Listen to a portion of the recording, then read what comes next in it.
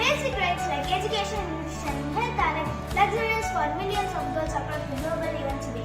The Ministry of Women Development has been administrating various special laws relating to women such as the Protection of Women from Domestic Violence Act 2005. There are a lot of girls in the rural areas who drop out from school and have been employments or doing household chores. Under the Tropical Succession Act of 1916, women belonging to Siren community have no right to inherit property. Neither denied it, and yet Indian Siren Christianity women this Act of 1916. Female forticides, domestic violence, early marriages, gender-based discrimination at the workplace are some of the challenges that women are facing even today.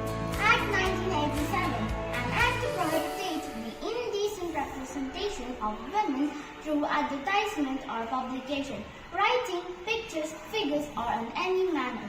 Women's rights is very important to every woman in the world. When women get equal rights, the world can progress together with them playing an essential role. Act 2013, an act to prohibit against the sexual harassment of women at workplace and for the prevention.